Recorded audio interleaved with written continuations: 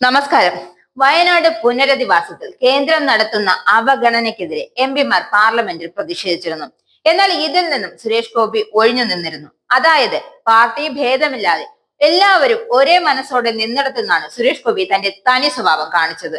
കഴിഞ്ഞ ദിവസം കേരളവും തമിഴ്നാടും ഉൾപ്പെടെ പ്രതിപക്ഷം ഭരിക്കുന്ന സംസ്ഥാനങ്ങളെ കേന്ദ്രം അവഗണിക്കുന്നതിൽ പ്രതിഷേധിച്ചാണ് DMK അംഗം കനിമൊഴി ലോക്സഭയിൽ സംസാരിച്ചതിനിടെയാണ് സുരേഷ് ഗോപിയുടെ ആംഗ്യം ചർച്ചയായിരുന്നു. ഇതിനെതിരെയാണ് മന്ത്രിയുടെ പ്രതികരണം.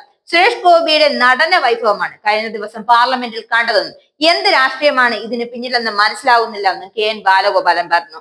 കേരളത്തിന് സഹായം ചെയ്യുന്നില്ല എന്ന് മാത്രമല്ല, അപഹസിക്കുകയും ചെയ്യുകയാണ്. സുരേഷ് ഗോപിയുടെ നടപടി അങ്ങേയറ്റം ബുദ്ധിമുട്ട് ഉണ്ടാക്കുന്നുണ്ട്.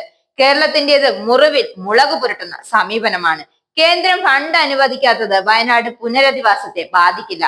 സ്ഥലം ഏറ്റെടുക്കുന്നതിന്റെ താമസം മാത്രമേ ഉള്ളൂ. പുരോഗമനപരമായ മാതൃകാപരമായ രീതിയിലായിരിക്കും പുനരധിവാസമെന്നും കേരള രാഷ്ട്രീയത്തിൽ BJPക്ക് റോളില്ലാത്തതാകാം അവഗണനയ്ക്ക് കാരണമെന്നും മന്ത്രി പറയുന്നു.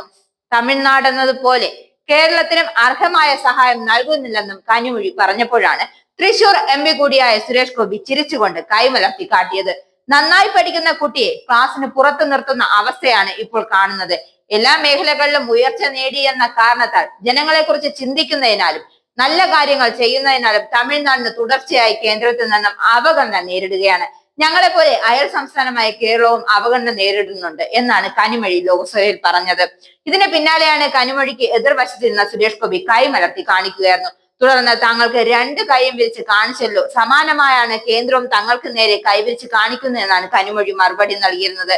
പുരോഗമനപരവും മാതൃകാപരവുമായ രീതിയിലായിരിക്കും പുനരധിവാസമെന്ന് കേരള രാഷ്ട്രീയത്തിൽ BJPക്ക് റോളില്ലാത്ത അവഗണനയ്ക്ക് കാരണമെന്നും മന്ത്രി പറയുന്നു. പല പ്രാവശ്യവും കേന്ദ്രം വയനാടിന്റെ പേരിൽ കേരളത്തെ അപമാനിക്കൽ തുടരുകയാണ്. തരാത്ത സഹായം തന്നു എന്നാണ് കേന്ദ്രത്തിന്റെ വാദം പലപ്പോഴായി പുറത്തു വരികയാണ്. ഈ വാദങ്ങളെല്ലാം കേരള സർക്കാർ പൊളിച്ചടുക്കി കയ്യിൽ കൊടുക്കുകയാണ് പതിവ്.